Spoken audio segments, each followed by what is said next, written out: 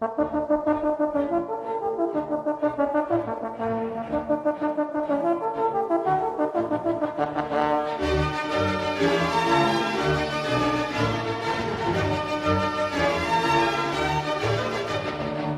everyone, my guest today is Sara Alessandrini. Sara is an Italian filmmaker and social commentator based in Los Angeles and the creator of the docuseries This Is What New Yorkers Say. The series examines the resignation of former New York Governor Andrew Cuomo, exploring media coverage and conversations with everyday New Yorkers while raising broader questions about politics, society, and public discourse. Over the past 5 years, Sara has closely followed New York politics and the events surrounding Cuomo's resignation. In 2021, a few months after his resignation, she traveled across New York State to hear firsthand what residents thought about the situation and how the Democratic Party and media handled it.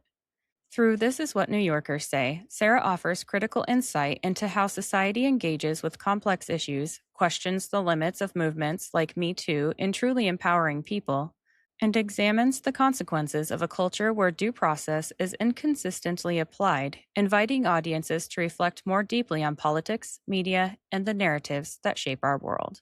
Please join me in welcoming back Sara Alessandrini. Welcome back to the show, Sara. I want to thank you for being here. Yeah, thank you for having me, Sam. Of course. For those who didn't listen to the previous episode that we did together, you are a filmmaker, and we talked about that last time quite a bit. I think, and we're going to talk about a few different things today. But would you want to tell the audience a little bit about yourself and what you're currently working on? Okay. So I'm a filmmaker, and last time we talked about my documentary, This Is What New Yorkers Say, which is about Andrew Cuomo when he resigned from governor in New York, in the state of New York, back in 2021. So we met recently. So the documentary was started in 2021, and I released it last year, pretty much a year ago. And it talks about the resignation of Governor Cuomo, but it talks also about other topics like due process, trust in the media, the division between in politics, and our interpersonal relationships. So it covers a lot of topics that are national conversation is. So it starts from something more local, but to have a bigger conversation. And we talked about that last time when he was running for mayor of New York and he lost. And so I made the documentary, but I comment on politics in general. As we said, I'm an immigrant from Italy, but actually I've lived in Los Angeles for 11 years. So when I was doing the documentary about New York, I was living in Los Angeles. And now I just moved to New Jersey. So I'm closer to New York, but I'm still following, of course, everything that is happening in Los Angeles. And over there, I work with nonprofits in the arts. So I've been on the ground. I worked, I was manager of a theater that is right on Hollywood Boulevard. So I have a lot of stories about that too. Yeah. Yeah. I forgot that you were a manager of the theater. Egyptian theater, yeah. Yeah, that sounds like such an interesting job. Yeah, it was very fun. But yeah, you had to deal with all the issues that are like happening in Los Angeles. So of course, the homelessness, drug addiction, because it's right there on Hollywood Boulevard, and we didn't have security because it was a nonprofit. And now it's owned by Netflix, so now they have like so much security over there. They probably spend a lot of money just for that. So yeah. So I had to deal with a lot of that stuff on my own too. Oh my gosh. All right. So what is going on with the elections over there in LA? I was pretty upset for Spencer Pratt. I do like prediction betting on I do the prediction markets on Kalshi, and I had put money down on Spencer Pratt because I thought he was going to make it. And I was getting so mad. And my coworkers like, how much money did you put down on this? And I was like, $5. It's not the point. The money's not the point. So tell me what's going on over there. Well, I'm glad I'm not allowed to bet on politics on Kalshi, so I didn't lose any money. But yeah, I mean, it's been a very interesting election in general. And it's very interesting too, because when you're in Los Angeles, people don't really talk about what goes on over there. They don't talk about local politics. People don't really know. So for me, like I would hear everything from Los Angeles. I knew everything that was going on in New York from Yeah. the media, social media, everything. People would talk about that all the time. But I was in Los Angeles, and even in Los Angeles, no one really talks about politics as much, whether with friends or if they talk about politics, they talk about Donald Trump. They talk Right. about the national politics. They don't really talk about state, and people don't really know even what the mayor really does, because it's also weird because the mayor, it's for Los Angeles City, but Mhm. we live inside. Some people live and work in the city, but then there is the county. So the county is the big area that is 10 million people. That Mhm. includes pretty much everything in that you think about Los Angeles. But for Yeah. example, Beverly Hills, it's part of the county, but it's not part of Los Angeles City. So Right. the mayor doesn't manage areas like Culver City, Beverly Hills. So for the Palisades, she was technically responsible for that area because the Palisades are part of Los Angeles City. But Altadena, which was the other area with Eaton Oh. fire, that one, she was not technically in charge of that because that's not part of the city. So, and there is this supervisors, which actually it's this group, they're all women now. They're all Yeah. women. And so there are the county supervisor that they all manage a specific area.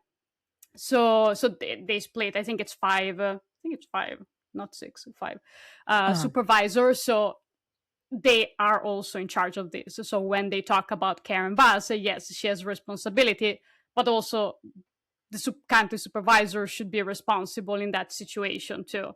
And Yeah. Altadena actually was part of the area that the only Trump supporter county supervisor was in charge.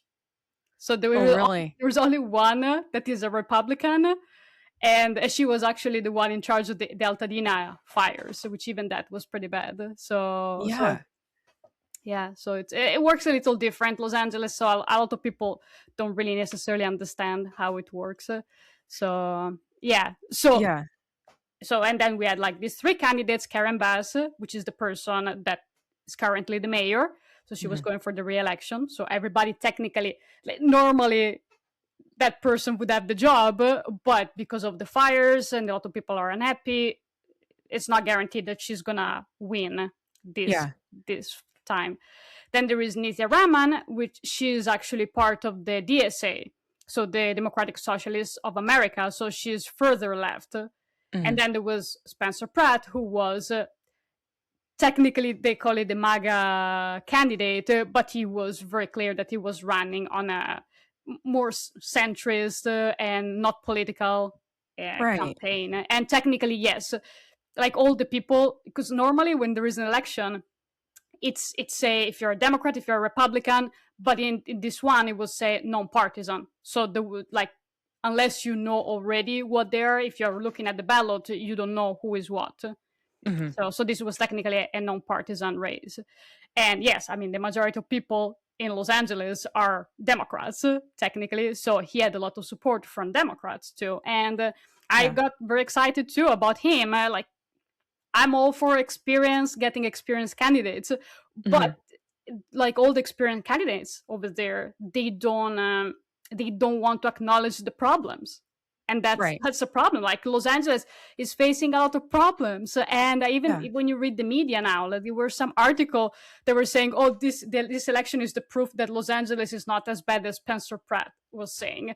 It's like Los Angeles is really bad. Like it's really like not unsafe, like you walk on the street and you're about to Mhm. die necessarily, like it's not like that, but like businesses, they close so fast. Like I always say, I don't even have a favorite restaurant in Los Angeles because by the time you like a restaurant, they're gonna close Oh my because gosh. that's like businesses, it's just so hard. Of course rents for businesses are so expensive, and then even if you can pay your rent, but then if you maybe you have a nice location and then if you have tables on the street or something like that, and then you have homeless walking by and then people don't feel safe. So Mhm. it's not just the homeless, it's not just the drug, but also that the problem with Los Angeles is that you forget that there is a different way of living life, so you just get Yeah. so used to that. Like now I'm here in New Jersey. I'm not in Wyoming, obviously, so even New Jersey, it's not like the safest place on earth. But Right. coming from Los Angeles, it just feels like also there is a different way of living. Like I have the app Citizen. Do you know the app Citizen? Uh-uh.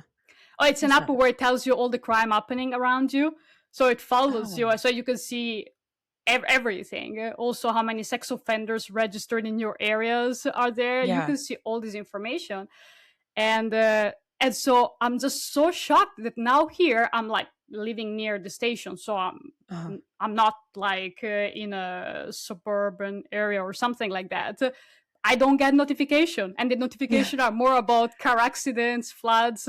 Like in Los Angeles, every time I even outside my place, a notification of someone getting stabbed, and I'm like, it's pretty Yeah. crazy. Which was funny because Pam Bondi, a few months ago, Uh-huh. she was saying that, I don't know what kind of meeting was that, but she was saying to someone that was in charge of Culver City area, say, check your area because it's full of crime. And I live right outside Culver City, so Culver City per se, it's a safe area of Los Angeles. But it's funny because after that, every day I kept getting notification of like someone getting stabbed, someone getting Oh my shot. gosh. But so it was funny because it's Yeah. like right after she said that, it was like, yes, you when you Yeah. start paying attention, you notice a lot of that. But when you're in Los Yeah. Angeles, eh, I was taking the public transportation all the time, so Uh-huh. I would be always there was always someone on the bus that maybe is aggressive and all of that, homeless all the time. So I was around all kinds of people. But most people in Los Angeles, they don't Right. take public transportation, they don't walk on the street, and so they don't really mix with people from other parts of the city, or they don't really experience that Right. much this issue, because they're always in their own car, they're always in their office, and they're always in their own apartments. And then maybe you go to a restaurant or a bar, but then maybe you just park right there. So Yeah. I feel a lot of people don't really get to live these Yeah. problems, and they live in areas that are nicer, because of course there are areas in Los Angeles that are like safer compared to others. Mhm.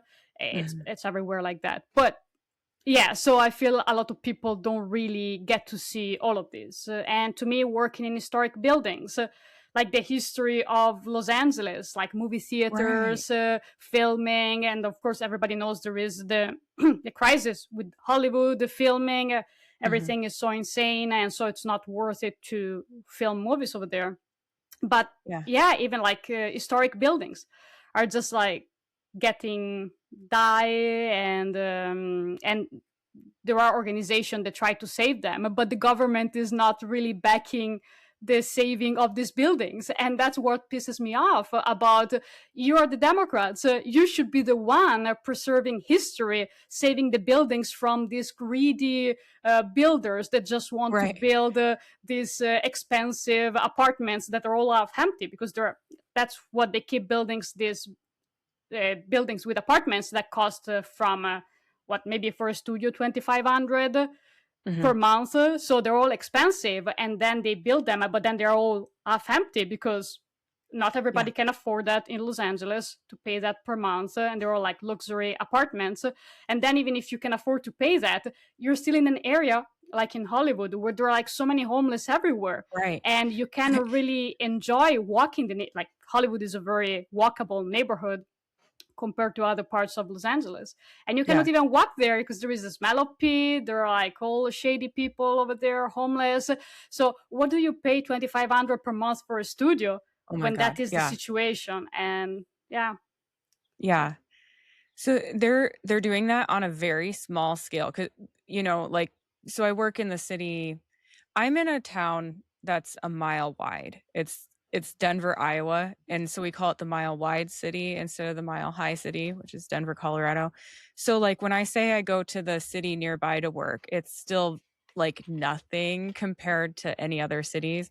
But they have been for 12 years, they had a Democrat mayor, and I will say the last 12 years, he has really, really cleaned the city up. And now we've got a Republican mayor, and it hasn't been long enough to know like how he's going to continue that effort. But uh, I will say he actually did a good job, and he's trying. There's a lot of projects to restore these historical buildings that we have downtown, but yeah, I had a crackhead like ambush me outside work just a couple nights ago, and it's like exactly like what you said is they're restoring these historical buildings and the rent's getting jacked up, and they are building low income apartments on the out other places in the city just away from downtown. And so I think we're in this weird transition of where like they're trying to move the people that rely on low income out, but the apartment complexes aren't quite built yet. They're just not quite there yet. So it's nothing like LA. But yeah, I I think the same thing. It's like, well, why would I want to live in downtown Waterloo when at least twice a month I see a crackhead in the streets screaming?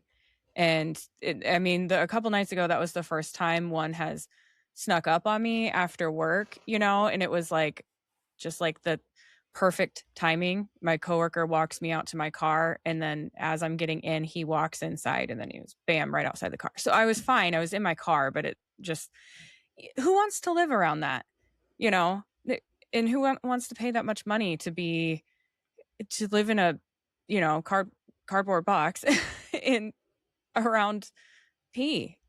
Mm, yeah, I mean, we all do at a certain Yeah, point of life, so I guess there are still the benefits. yeah, And obviously, it's still a great city for a lot of reasons, but it should right. be better.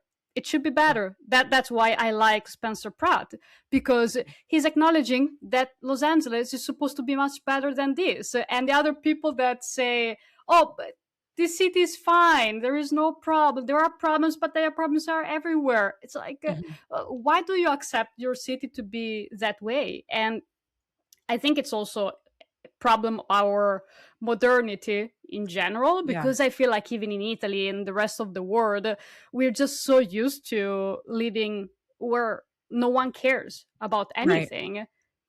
Because right. even yeah, like even buildings, even in Europe, a lot of places are not being kept clean. I mean, even in Italy, you can pee everywhere, so there is a smell of pee because there are no public restrooms too. So people just Oh, like go everywhere. So, yeah, but then it makes you think like, oh, why do we live it this way when we could really be a much more cleaner place? And I mean, it's all the job of all of us as mhm, citizens, and there are a lot of people that are mad with society, and of course they just want to trash everything. So mhm, it's a complex conversation. Obviously, I think yeah, it all starts from our own selves, how to build ourselves as more uh, I don't know, responsible citizens or yeah, caring people. I was like on social media before, and someone said, "Why don't we build any more beautiful things?" And it makes you think, because if you look at all the historic buildings, everything yeah, was done with like beauty in mind. It was not yeah, just about making things just building, but it mhm, was okay, there is ornaments, the lights, everything was done with beauty in mind to make something beautiful. And now yeah, all the buildings are not made so that they are beautiful. They're made in a way so that it's convenient to build, so that mhm, it's you make the best profit, everything it's easier, faster, and we don't put beauty into the equation anymore like we used to. I don't know, yeah, until before the World War Two's World War Two and ones. I was like yeah. I was like counting like Ilan Omar. Did you hear Oh, like great. Yeah, World World War War 11. 11? Yeah. Gosh.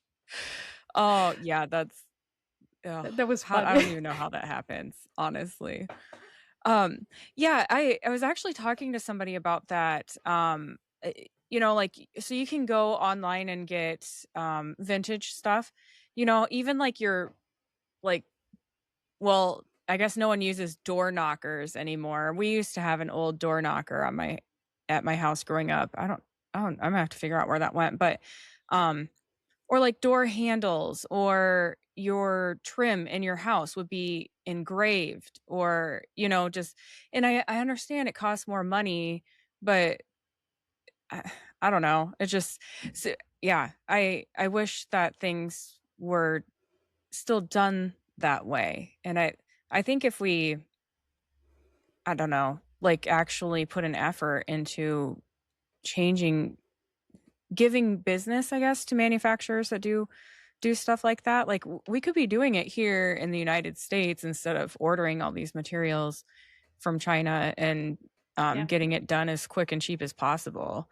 I mean, I You think that's also a very important conversation that yeah, I believe every country should be the most they can independent. Of course, you should be able to collaborate and get trade with other countries, but still you should be try to be autonomous in what you build. And in Italy mhm, is the same thing. Like we don't even have our own energy like gas. We buy everything from other countries, and then you yeah, depend on other countries. And but there is this constant fight because even like politically there is no way out of it. So for right, example, the left always was against the nuclear in Italy because mhm, after Chernobyl there yeah. was a referendum in Italy. So back, what was that, in the 80s, Chernobyl? Or was it already the 90s? I think 80s. I think I 80s. think it was Yeah, before I was born, and so there was after that there was this big referendum. So everybody voted against the nuclear because mhm, everybody was scared of the repercussion, and so all these years Italy has always been dependent on other countries, and that's yeah, the irony is that now you're buying from people that are using the nuclear in France and countries. So you still have right, nuclear facilities right outside of your border. So if there is an issue, it's there's going to be a repercussion in Italy too if they don't maintain or any of that. yeah, So, but now we've been paying much more for energy, depending on other countries, just because we keep having this mhm, fear-based policy, and that's just one of the equation. I not grew up in the left, but I was always like when I started dealing with politics, like learning. I was yeah, always in left environments. And so all these things I was not even questioning. Oh, yeah, okay, yeah, we should not have the nuclear because it's dangerous. But after so right, many years, okay, you see, all the countries are still managing the nuclear energy and it's cleaner than other ways of creating energy. mhm, And you're independent. So when if there is a pandemic and you cannot trade with other countries, if there is a war and you cannot trade, or even the left again, now Putin is the bad guy because uh, he's doing war to Ukraine, so we don't want to buy from Putin, who is the bad guy, but now we have to buy from Putin because we cannot, we don't have energy. So if we don't buy from Putin, then we need to buy from United States. But now Trump is the evil guy, so we cannot buy from United States. What is the solution? What yeah, is, it's like you have to learn to be independent and create your energy and in general like your the main industries. Yes. mhm, right, right. Um, well, I just learned was it I think it was the beginning of Trump's term, so the beginning of 2025, he was ruffling all these feathers with Canada. I did not know that some of our northern states rely on Canada for electricity. I'm like, Mm, "How why is that why are we letting that slide?" Why are we not providing our own electricity? Why are we so that kinda just complicates all the trade deals and fighting and stuff that were happening. It seems like Canada's not really even on Trump's radar right now anymore, but yeah, bigger it's problems. But I mean, yeah, even California right now, the gas for mhm, cars, it's like the gasoline is so much more expensive. It's almost double than what it is here. Again, I'm in New Jersey, I'm yeah. not in Wyoming, but in California, in Los Angeles, I saw the highest one was maybe a couple of months ago, $8.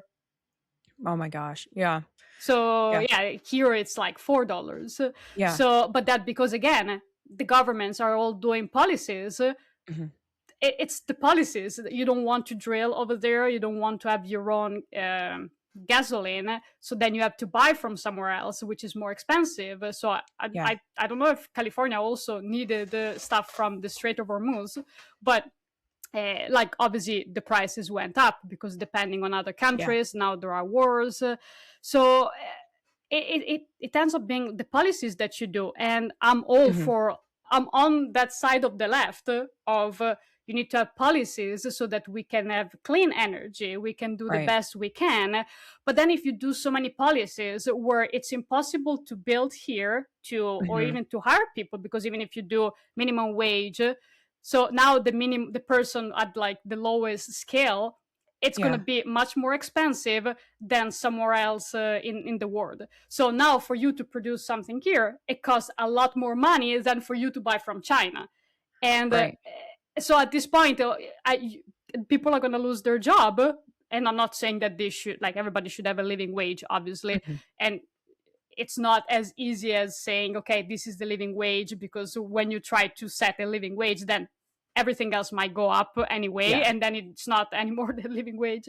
So, Yeah. but you have to find the balance between trying to do what is right, Hmm. so green energy, ethical stuff, doing what's good for the people, but not to the level where now you're making much easier for other countries to sell their stuff. And countries like Right. China, they're not as concerned about green energy, they're not as concerned about treating their workers right. So you say you're for the people, but what, like, you're Right. it's like, Right. okay, you're okay with the slavery in other countries, Yeah. right?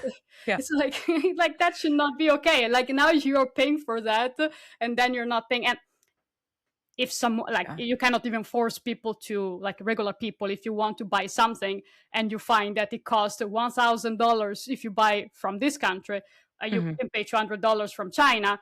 Of course, a regular person is going to always go where it's cheaper. So Right. you cannot force people to take that decision. Can't, like, governments, yes, maybe Yeah. they can say, okay, we can force you as a business not to buy from here and there, but you cannot force people. So yeah, it's Yeah. all the policies that you make it, you create, you have to think about long term also, if they're gonna have other repercussion in the long term. Right. Oh yeah. Yeah, absolutely. I see that. Kind of saw that a lot, like in the just with when I was in school in the environmental science classes. It's like, okay, you have this idea, but then this is the downfall of it. You have to. It's just a balancing act. Yeah, but yeah, Um, even if you read the books, it makes much more sense than what you're hearing in yes. politics nowadays. Oh, So, yeah. like, there are, like, the information is out there. It's like this environmentalism that is so extreme. Like, we're about to die. We have like 2 years left. Hmm. It's like, it's so extreme. And then yeah, if you actually read books, and if you Yeah. actually like the policies that some people on the extreme left are proposing, Hmm. you can see, if you're an expert, that those don't make sense, but we still believe them. We still give them so much space to this idea, and I don't understand why the Yeah. real expert don't say much more about that. So Yeah. Well, and it's almost like if you scare people, you're more likely to get votes for something. It's yeah, yeah. and yeah, that's the problem that's been happening with the DSA for sure. Yeah. So yeah. So okay, so we were talking about elections a little bit earlier at the start of this and before we started recording. And what I find interesting with California, cuz it's only I think only 3 states do this. If it's not 3, it's not much more than it's like 4, or Okay. 2, but I think it's 3. And they don't all do it exactly the same. But every other state, if you want to vote in your primary, you have to vote Democrat or Republican. You and um so if I wanted to vote Democrat but I'm registered as a Republican, I have to change my voter registration. It's not that hard. Usually there's booths set up. Um so so okay, so then when you walk in to vote and you've got your matching identification that, like, which also I gave them my driver's license, but I'm in the system as registered Republican, and so they give me a Republican ballot. So like, but California and Alaska, that's Lisa Murkowski's up there, right? Yeah, so those states, like, you can vote either or for your primary. And that's why it was Spencer Pratt against Karen Bass and Nithya Raman. Yeah, so over there, it was a non-partisan race. So anyone who wants to participate can participate in the primary, and then the top two candidates, they're going to go to the election in November. So Right. if he reached the second place, then he would be against Karen Bass, but now it looks like it is Nithya Raman who got the second place, so it's going to be the two of them in November. In California State, that was there, I don't know if it was more than 50 people that were running. There was so many names. Yeah. I saw the ballot, was like, it was never ending, like names over names. I know. It's like, who are all these people? So yeah, I had seen two different people pop up. Like one had actually reached out and was scheduled, and then was a no-show, and he was running for California. And so that was Lewis Herms, and I'm going to go ahead and call him out because I don't appreciate it when people call no-show on me. But then when I'm looking at the list of, at one point, I think it was 61 people running for governor of California. And then when I look at the list and he's like, not even 1% of the vote because it's so split up, I'm just like, okay, well, you probably have dropped out of the race, or like have, maybe not officially, but just gave up and don't feel like doing an interview again, So yeah, I mean, name recognition, especially if it's like 50 candidates, 60, you need some name recognition. And even the California ones, I don't think there was one candidate that really resonated for sure. I mean, some people are saying Becerra, but I don't think people were excited about him either. And even Steve Hilton, like, I don't think people are as excited as people were excited about Spencer. Like, Spencer really got so many people excited. And so yeah, that was weird too. And but there was a crazy situation over there that one of these people that was running, I think it was for the governor, not for the mayor, because even for the mayor there were other minor names. But this person wrote something anti-Semitic, like crazy language in the description. So, there is the name and the description of who they are or whatever. But this person, like, writes something about Israel was involved in Charlie Kirk's death. Like, it was like crazy stuff that was like, how could they approve that in the official California ballot documentation? It's like, it was so, like, it felt like someone on drugs writing random stuff, really. And they got approved, and it was in the official pamphlet with all the description and everything. It's like, how crazy is that? So that was so insane. Yeah, it is funny to hear stuff like that. So Eric Swalwell, he was running for governor, and the theory is that Democrats finally turned on him because they wanted less competition for California governor, which, I mean, kind of makes sense because, that all came out right before then. But I remember Nick Sword, was it Nick Sorter?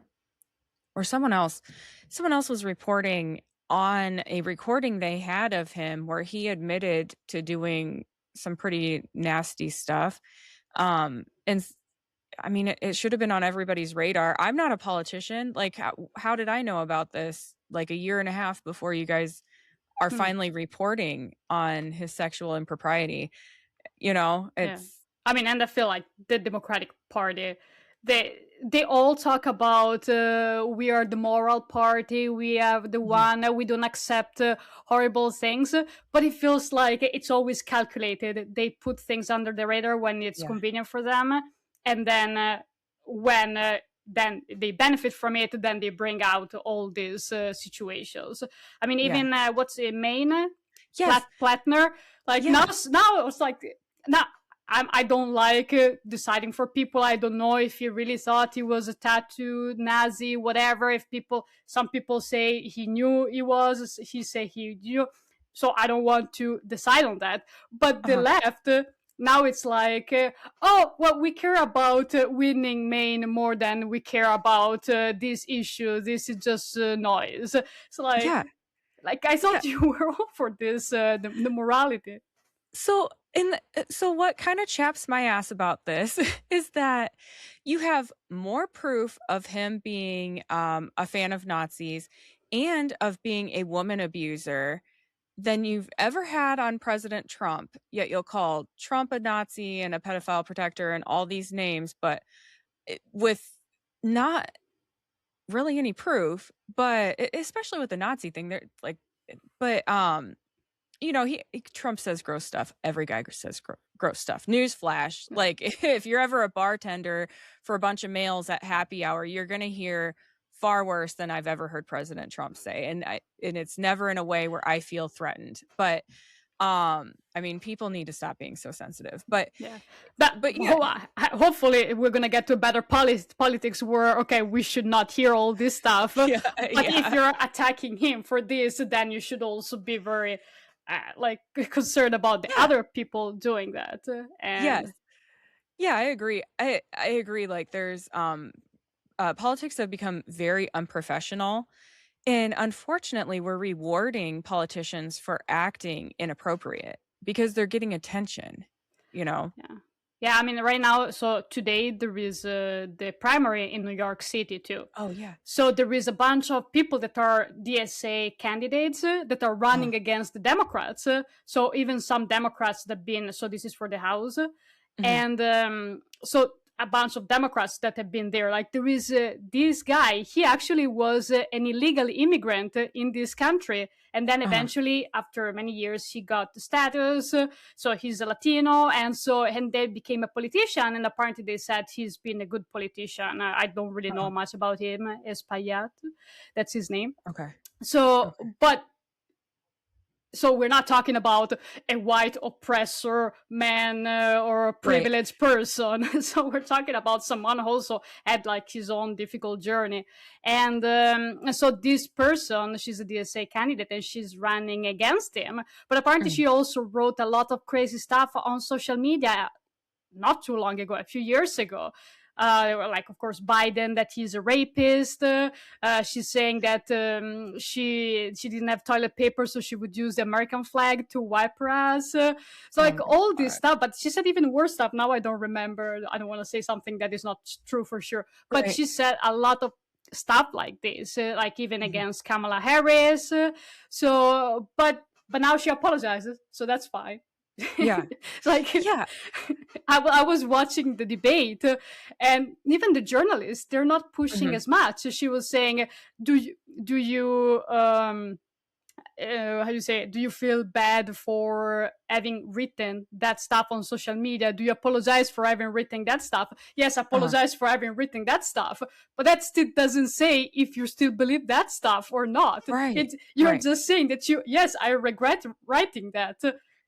But that could be also, I regret writing that because today it's bad for me when I'm running for office, not because I don't believe it. So, but even the journalists like didn't even push on that. So, and again, I'm a person, I want to focus more on policies than language. But if you're the one always policing on other people's language, then you have to do that for your own people, even when it's not convenient for you. So, right. And it is funny because I do believe people can change. They can change their mind, especially if you're going from your 20s to your 30s. There's a lot of changing that happens in that time frame for someone. But at the same time, it's like, okay, so if you believe this person can change, you also should believe that this person can change. Like it can't just be applied to who you want to apply it to. Like, yeah, we're just forgiving people for horrible stuff with proof that they believed that versus any small rumor on your opponent and you're going to just drive it to the ground. Yeah. Yeah. I defend Cuomo, so even there, Yeah. like, the left trashed him. They destroyed him. It was the left that they were like, "Oh yeah, like." He cannot even improve. Like he cannot Yeah. even have the chance to do that. But now everybody else, it's fine. Yeah. So yeah. I don't, yeah, I've been wondering how New Yorkers feel with Mom Donnie for New York City mayor. If I've been hearing a lot of complaints that they weren't going to get the free stuff they were promised, and I'm only laughing because it's kind of just naive to think that you're going to get anything for free without some sort of compromise. Like, I spent a lot of time in New York, obviously, and now that I'm here, I was like, now I get it. Now I get it why people in New York really expect everything for free. Because New York City really does so much for free for people. Really? Even during summer, you there are so many events for free. Everywhere you go, there is a park. Everything is well taken. Like talking about Manhattan, obviously not everywhere in New York City, Okay. but there are so many events, so many things you can do, and so many spaces for the community. And so I think you end up with that mentality where, like, okay, getting the bus for free is not a big deal because we get so many free stuff. Why can't we get the bus for free too? While in Los Angeles, if there is an event that is for free, it sucks. Hmm. It's not good. so so if you're in Los Angeles, you don't expect the government, the city, to give you free stuff because when they do, it's not good stuff. So you don't want it anyway. Yeah. You always know you have to pay. And there are no community places in Los Angeles either because if you want to meet someone, there are no parks like here. There are so many parks. You can go to Central Park, Yeah. you can go to Madison Square Park, Union Square. There are so many places, and the piers are amazing. Then there is the High Line where you can walk. There are so many spaces where you can just meet with someone and hang out. In Los Hmm. Angeles, unless you go for hiking, so that could be, but there are no places where people really meet as much. So if you want to meet with Okay. someone, you're always paying because you have to go to a restaurant, you have to go to a coffee shop. So I feel the mentality, how what you're used to, changes. So in New Yeah. York, I think that's why people expect, okay, this could be free because we got so many free stuff anyway. So I think, because yeah, even Yeah. coming from Italy, where we're not socialist in Italy, but still, I guess we're more left than United States has ever been. But you Hmm. still don't expect government to give you stuff for free. There is no Right. this expectation, even though we get stuff for free, like we get the free healthcare, which anyway you still pay a copay. Even Hmm. there, it's not completely free, and Yeah. very often you go to the private system anyway because the free system is not good anyway, or you would have to wait so many months, sometimes years, just for a visit. So Oh my gosh. yeah, that would be another 10 hours conversation if we talk about the health Yeah. system. But yeah, so I think there are kind of two New York. It's hard to say what's the percentage because Yeah. on my social media I see a lot of people complaining, but of Hmm. course social media tends to give you what you like, your algorithm. So Yeah. obviously I complain about Mamdani, so of course I follow more people that are on that side. So Right. it's hard to know what's the percentage, but Yeah. obviously there are still a lot of people that love him. So and it doesn't really depend on policies because I think what people liked about Mamdani, especially Hmm. young people, was that he felt something that belonged to them. Like, Right. how when you're young, you go into politics, you don't know anything, and there are already all these politicians, all this system in place. Older Hmm. people, they already know who their politicians are, they already know what kind of newspaper they want to read. And so I think Mamdani, being so new and young, and feeling like them, I think they feel like they like what he represents, something that is their politician, their generation. So I don't think that even if he didn't do any of the policies that he said during the campaign, even if he didn't do any of them, I think still people would still support him because they love what he represents more than the Yeah. policy per se. And they can always say, "Oh well, he tried his best, but it was Albany's fault." Yeah. Yeah. So you can always justify that in your mind. So yeah. Right. Right. Yeah, I guess I haven't seen as much bad coverage as I was expecting. Honestly, a lot of the bad coverage I feel like has been exaggerated, just because people want to talk bad about him. But I Yeah, mean, some of the yeah, no, I'm against all the derangement syndrome too. Like I hate when people have to exaggerate things about Trump, and I Mhm. hate when people do it, even with Mamdani. Like I hate 99% of everything that Mamdani doesn't say. I don't need to invent something for the rest of Right. percent. It's like, Right. but they were like, even that, as soon as he went into office, the price of the metro and the bus went up. Yeah. But again, that's not his fault because that was already approved last year, even before there was the election. And again, he doesn't have the it's not the jurisdiction of the mayor, whatever Right. caused the MTA, because that's under the state government. So even when he say I'm going to make the buses free, he doesn't have the power to do that. But Right. at in the same way, when the price go up, it's not his fault. So Yeah. and there were a lot of people that were like saying, well, it doesn't matter if that is true or not, but people voted for him, and so now it's bad for them that the price is going up. Yes, but it's not his fault. Like Right. don't make that don't make about this. So I think Yeah. people like, yeah, they just enter in this Yeah. mood where they just want to trash someone for everything, every little thing. But I don't think that's productive. And I think that also alienates other people Mhm. because if they're like his policies, what he's proposing, there were legit reasons why it is bad, whether he can achieve them or not, but also he doesn't have the power to do a lot of things. So Yeah. there are arguments that you can say for people that are rational arguments. If you Yeah. just start talking crazy stuff like this, about things that are not true, you're just alienating people because they know they cannot listen to you because what you're saying is just emotional and it's Mhm. not based on reality. So yeah, I always try to bring the conversation more to the center and try to Yeah. show both sides of the coin. Right. Hey guys, sorry to interrupt. I just wanted to tell you about my sponsors quick. Sometimes I get on a roll cleaning or gardening and I need a boost, but I don't have time for a meal. Big Fork Brand's pork jerky is the perfect choice to keep my momentum, offering high-protein snacks for on-the-go energy boosts. Not only do they offer pork jerky, but they also make pork sticks, bacon sausage, bacon hot dogs, and burger and hot dog sauces.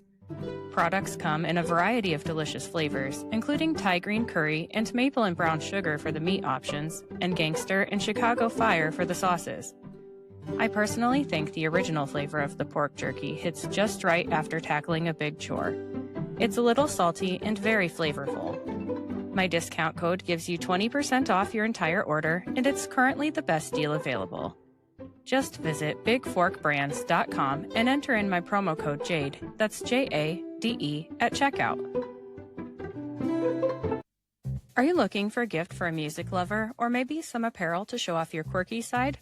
Old Glory has you covered. With over 300,000 officially licensed items covering music, sports, entertainment, and pop culture, you're guaranteed to find the perfect item. They even have seasonal gear. My husband enjoys the Led Zeppelin and Beatles apparel, and I love the Billy Idol apparel. I even found some items for my fellow plant enthusiasts. This family-owned superstore is known for their quality and customer service, offers free standard shipping on all orders, and orders are shipped the same day you purchase. My discount code gives you 15% off your entire order, and it's currently the best deal available. Just visit oldglory.com and enter in my promo code JADE, that's JADE, at checkout. Looking for a game-changing way to improve your health? Zevo Life is the world's most nutrient-dense whole plant, packed with over 50% plant protein, essential amino acids, fiber, and antioxidants. Harnessing the best nature has to offer, Zevo Life nourishes your body while driving your performance, vitality, and overall well-being. Each serving is a concentrated source of clean, well-balanced nutrition designed to support modern lifestyles, and just 1 teaspoon a day supports your gut, boosts energy, and promotes healthier skin and hair. It's no wonder it's receiving 5-star reviews. Step into a healthier future with a 30% discount and a 30-day risk-free guarantee by visiting zivo.life and using my promo code. To support my show and to receive 30% off your entire order, enter in my promo code JADE, that's JADE, at checkout. Yeah, so what I've really been discovering as well is that people don't understand state versus federal, and they don't understand the three branches of government: judicial, legislative, and executive. And so, like, yeah, there's a lot of with Mamdani, just like with President Trump. Well, why doesn't he do this? Why doesn't he just do this? And it's like, you have to put this in legislation. I mean, he can write executive orders, but then the next president can just get rid of it. Or so he had posted a pardon. President Trump had posted that he pardons Tina Peters for her crime, but her crime was state. She's been released now. Like, the governor of California or Colorado did pardon her, but it long story short, someone asked for the 2020 election data, and she used a third party to save that data, and that was illegal. But she thought what she was doing was right, and it was just basically the governor of Colorado determined, yes, her freedom of her First Amendment rights were violated, and so she was pardoned. But President Trump had pardoned her, but he can only do they were state charges. Mm-hmm. So it doesn't matter, like, he can't just get somebody out of jail if she was tried with the state type thing. That's just a small example of, like, I mean, in really, if when it is election season and you have politicians promising things, you have to think to yourself, like, can they actually do this? How are they going to do this? Because a lot of times they can't do it on their own. They have to rely on other people to, like employees or Congress, depending on what election we're talking about, which politician we're talking about. They rely on Congress to get this done for them, which, of course, like, Trump can put pressure on people to get done what he wants to do. And whether they feel like doing it or not, I guess, is the other thing. We still don't have the Save America Act passed. So I guess they don't really care what he wants sometimes. I mean, I think that's all education. Like, we need to learn. Obviously, here it's even more complicated because, you have 50 states, you have the federal, and each local jurisdiction, county. And so there are so many levels, and each state is different. The law is different in every place you go. So you cannot just say, okay, I'm going to learn how the states work, and that might be different when you move to another place. So I think compared to maybe a system like in Italy, where you have the regions, but pretty much everything is still under the main government. Maybe it's a little easier, but it should start with school, where you have to learn all these things. And I don't know, because sometimes in school, even if you're in school, then you tend to forget everything.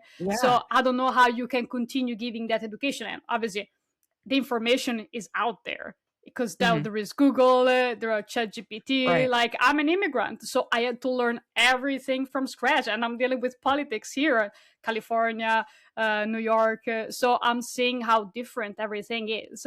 So and there is a lot of assumption. Like, even during the mayoral campaign with Mamdani was accusing Cuomo of getting money from Trump supporters.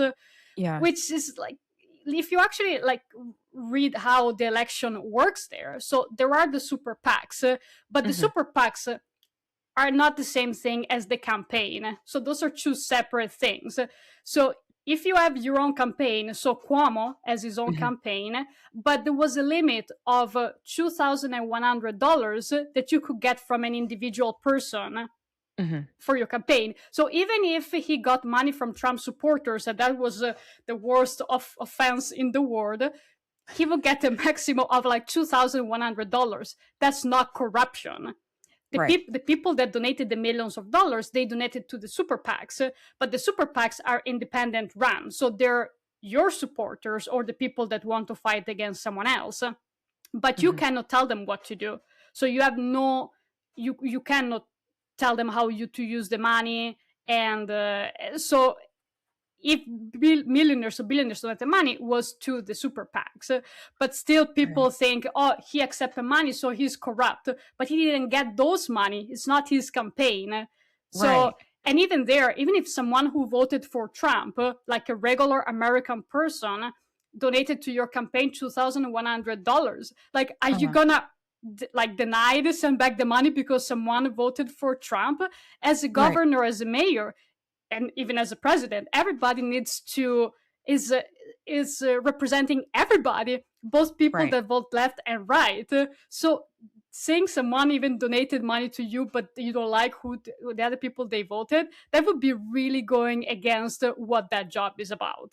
And Right. so, but a lot of people, Mamdani used that against Cuomo during the campaign, and I know even a lot of people that in the past supported Cuomo, like arguing with me, he accepted money from Trump, millions from Trump supporters, and it's Yeah. like that's not how the system works. Yeah. And when you try to explain to people, it still remains on the emotional level. It's like, oh, he's tainted by Trump. But again, and now we see even Mamdani realized that now he has to collaborate with Trump. Well, during the Right. campaign, he was no, he needs to listen to us and everything. It's like it's the Yeah. reality. But now that Mamdani is willing to collaborate with Trump, he's such a good politician. But everybody else that was saying actually that's how the system works, you're a corrupted person. It's like, Right. Right. I I wish that it had been revealed that Ghislaine Maxwell threw Mom Donnie's mother a party for her film before the mayoral race, because I think that Cuomo really could have used that.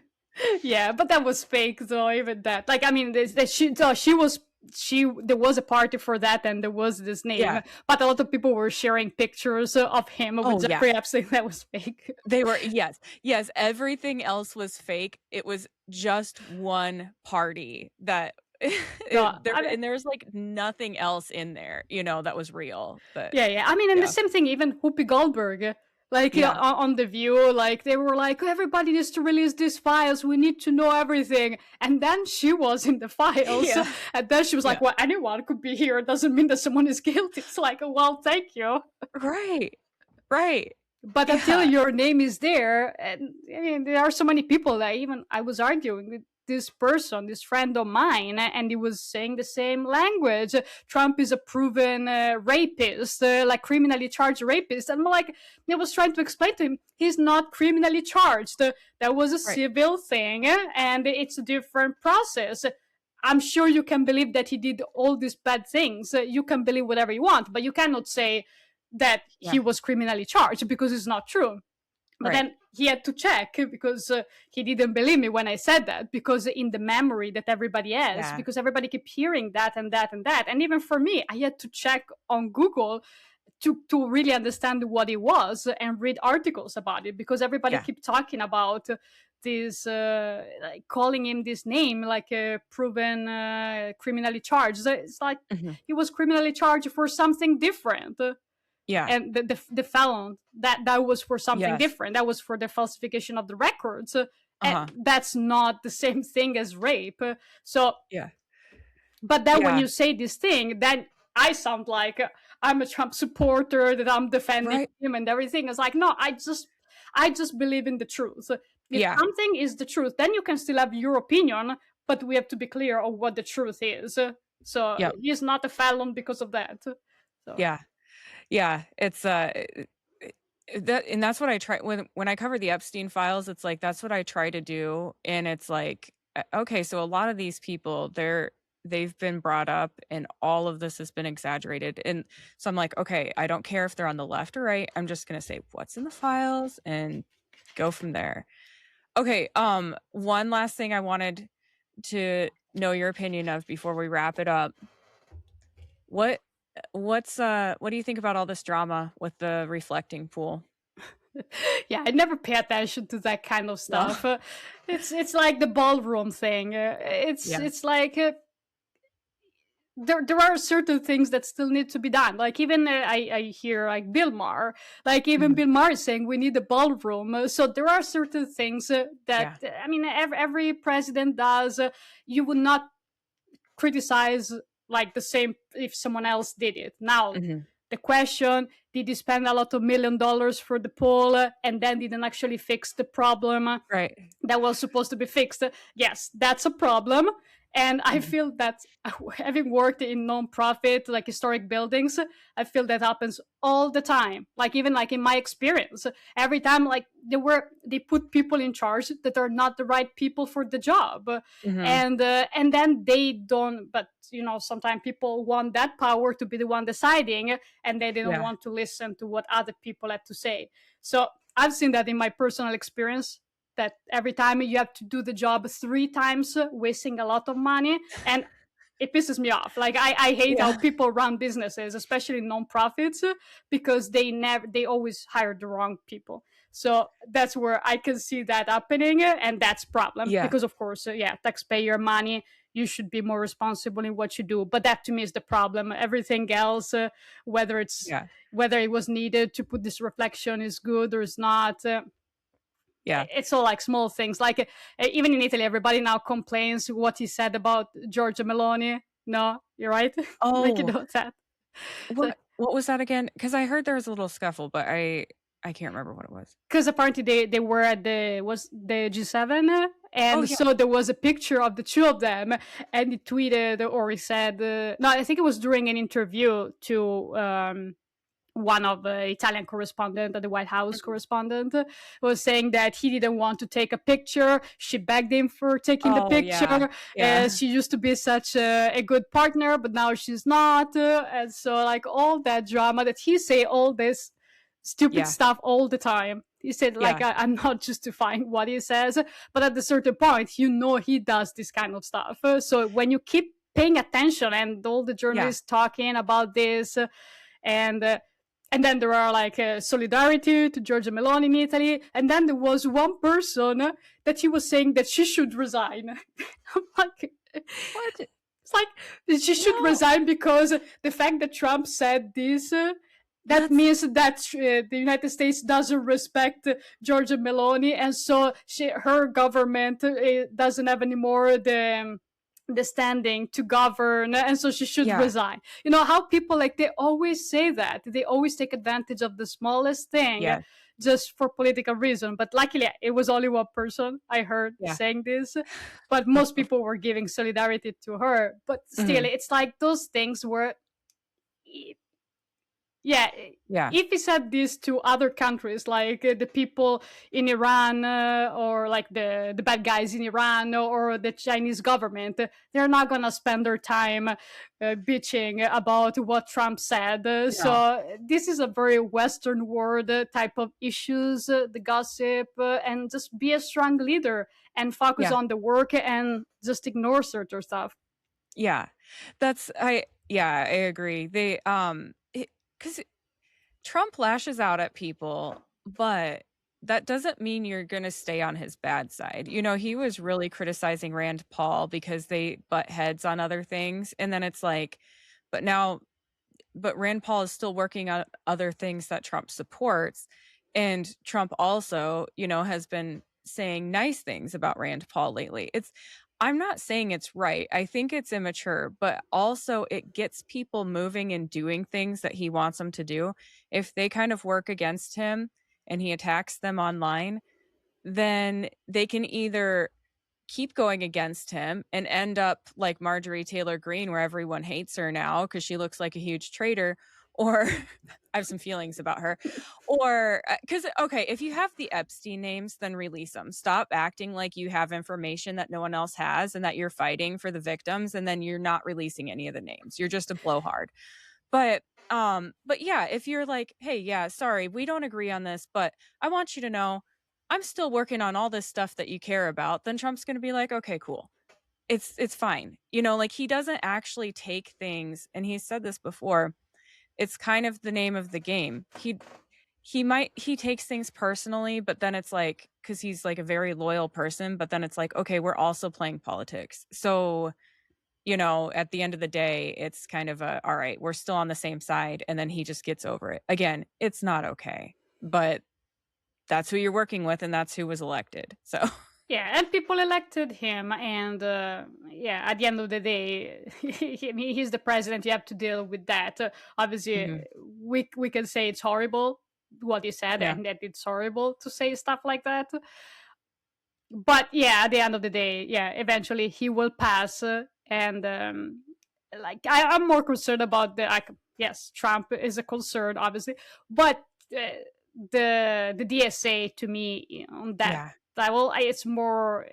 I'm more worried about that. Like here, I was talking to a lot of people in Los Angeles, and everybody just like Trump is the worst thing ever. Like, but Trump is one person, Yeah. and he's one big personality. Even once he's not the president anymore, the MAGA is not going to be the same thing. Even if Hmm. JD Vance or Marco Rubio takes over, they have very Yeah. different personalities.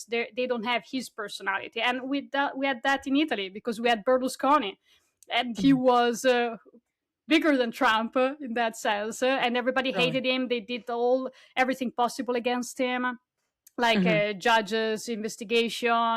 They did everything against him, and but at the end of the day, once he was not. I mean, he died a few years ago. At this point, I think it's 3 years ago, and Okay. but the party is still there. The party he created, but yeah, he still gets some voters, but it's not prominent. He doesn't have that power anymore to Hmm. influence things, because when you have these big personalities, yes, they can create a lot of damage, because Yeah. slowly society. The issue that I have with Trump, especially when we make this politics, that it's okay to say these kind of things, we're like lowering the bar, and then we get everybody used to a much lower. And it's not just Trump, obviously, it's everybody that is playing the same game, as we were saying Hmm. before. So when you lower the bar and you lower it, then we become like very incompetent type of people that Yeah. we don't know what is true, we don't care what is true, what is not, because we just care about personalities. So the damage that he's doing, except the specific policies that I'm against some of these policies, obviously, but the damage is long term.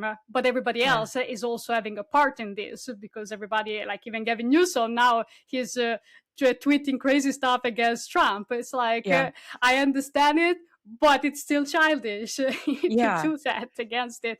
Or the gerrymandering. Okay, now Hmm. gerrymandering also the left is doing because Trump is doing it.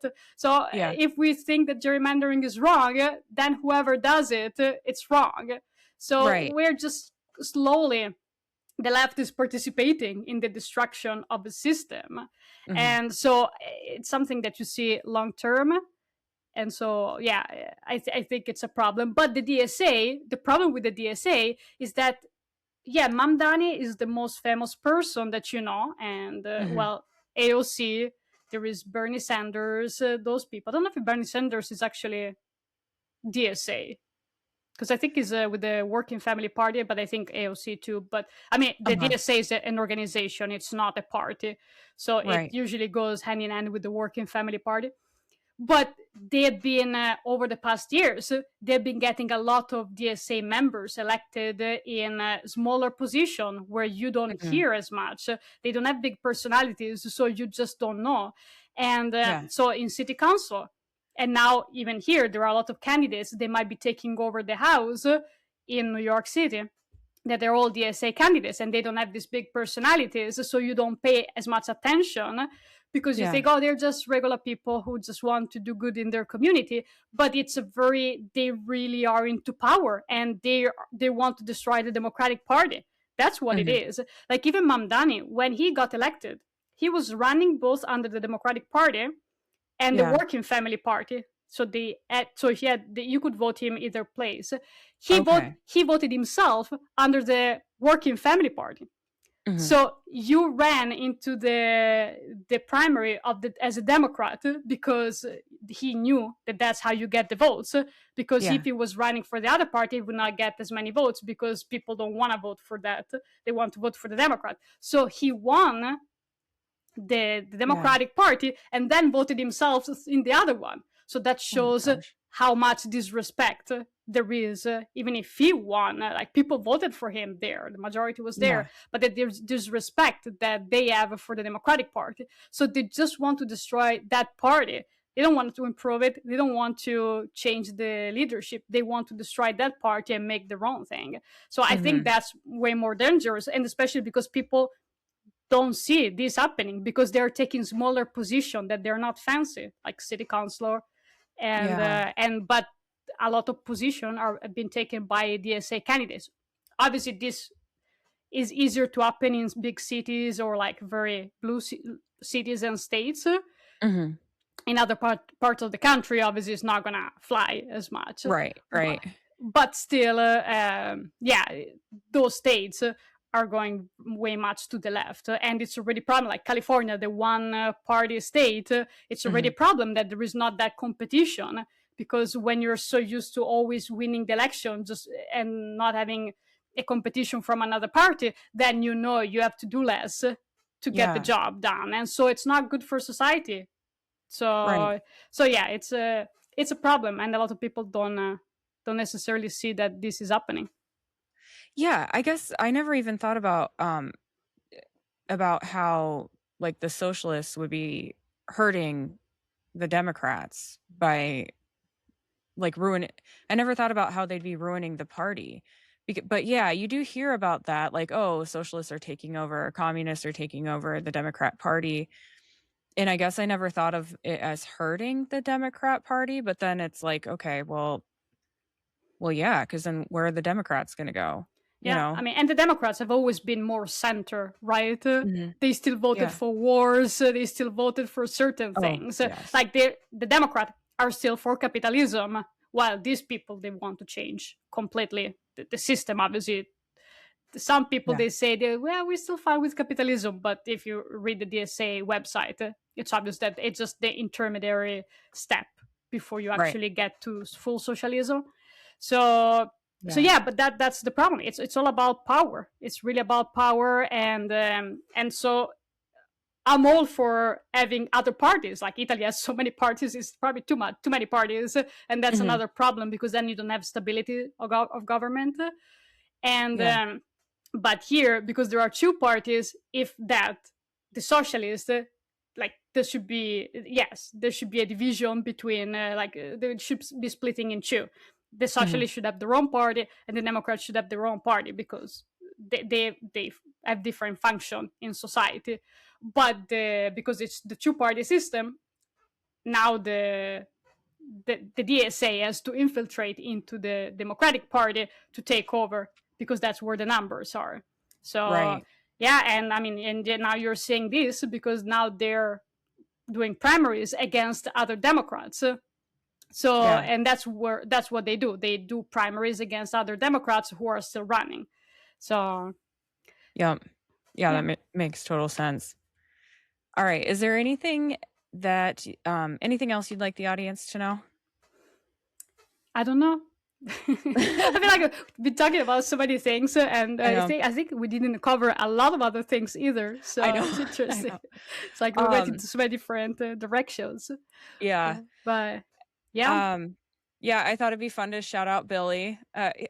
I haven't told him this yet, but I've been calling him Billy from the Billy D's podcast. I've been calling him my podfather. So cute. He always offers like really good advice, and he's just been in the game for a lot longer than I have. Yeah, but yeah, Bill is Yeah. great. Yes. Yes, yeah.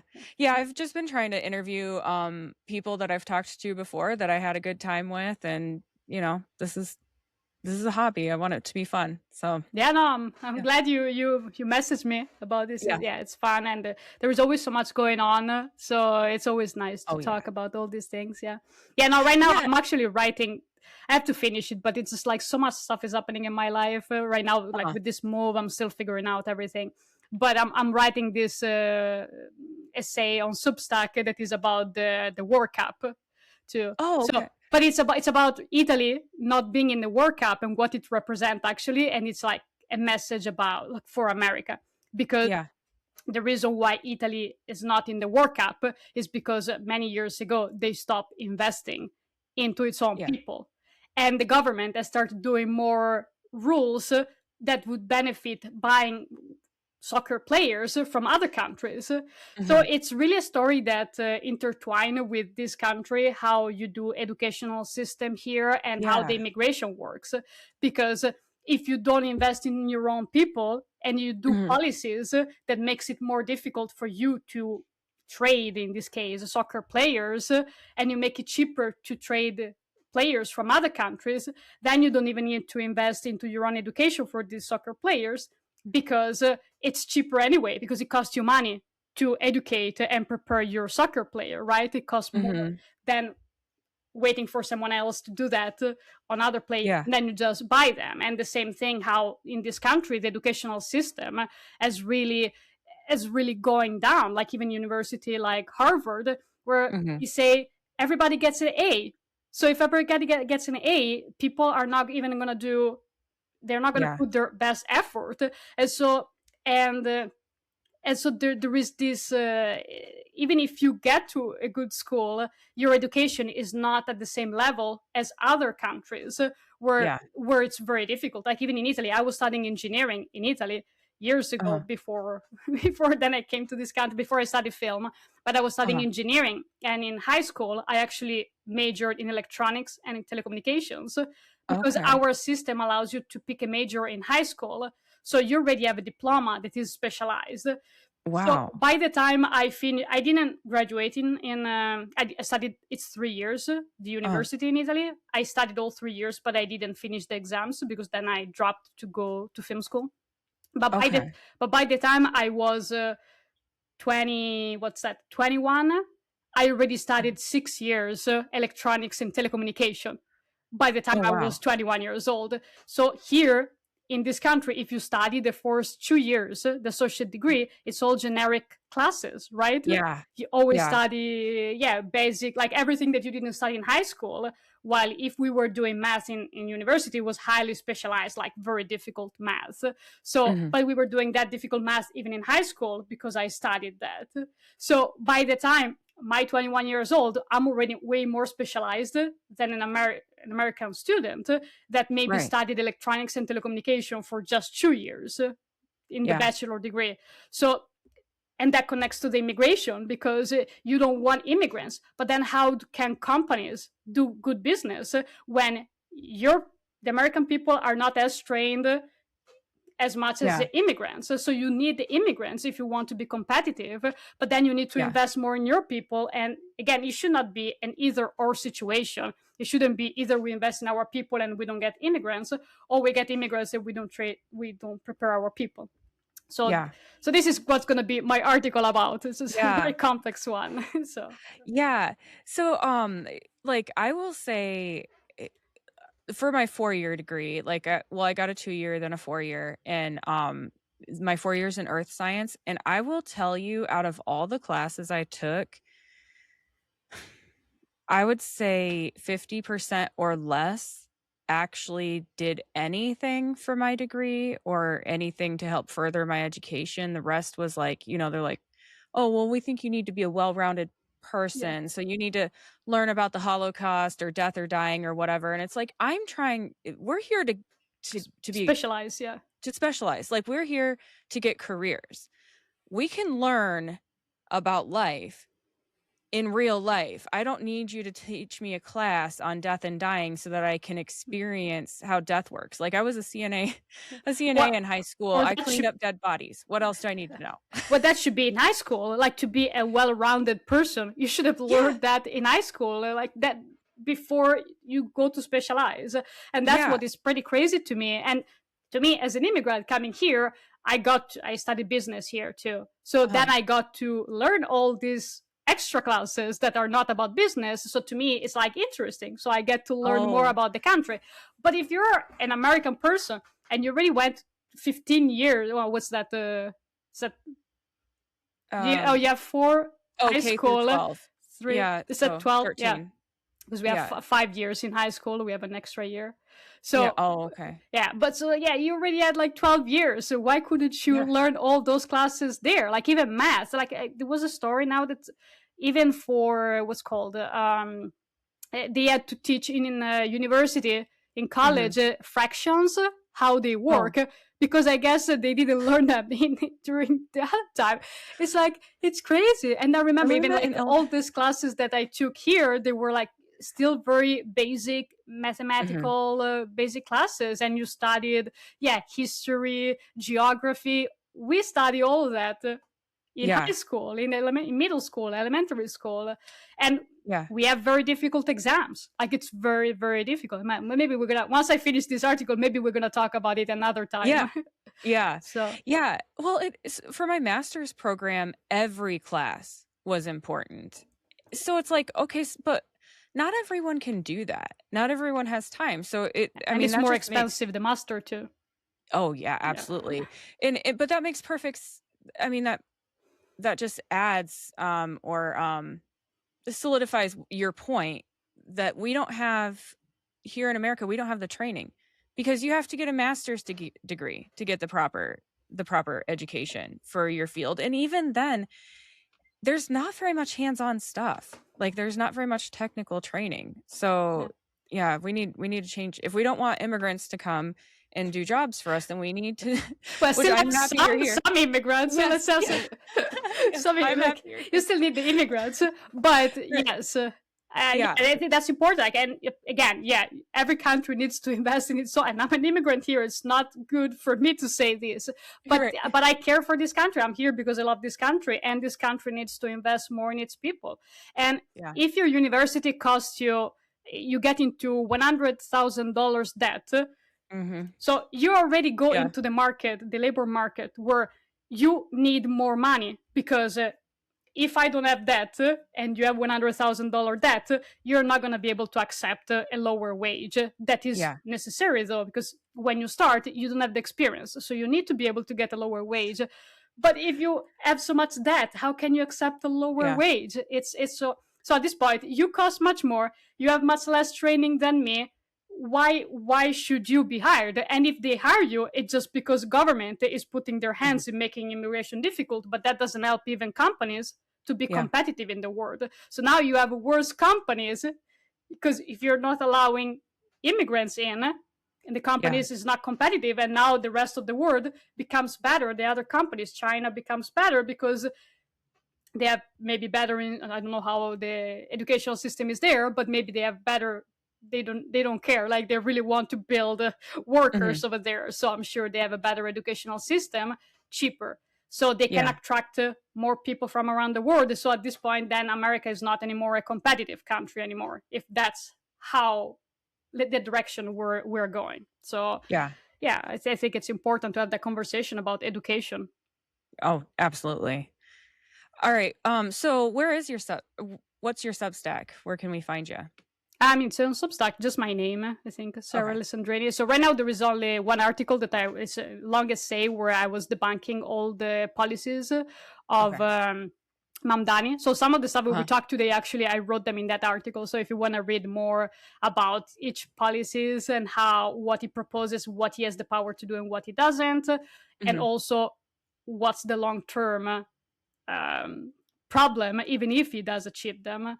So, Yeah. and I talk about that also, more understanding of how that campaign worked. So right now there Okay. is only that, but hopefully soon, maybe in a couple of weeks, Yeah. I'll finish this one. Yeah. I'll come find you cuz on Substack because I just started mine and yeah, I only have one article, but I'm posting if other people are on there, I'll post our episodes and stuff like that. And Mm, so yeah. anyways, well, yeah, I want to thank you for being here, and we'll have to kind of keep doing this and keep catching up every time there's something going on. Yeah, So, which is because like it's fun. always. Yeah. Yeah.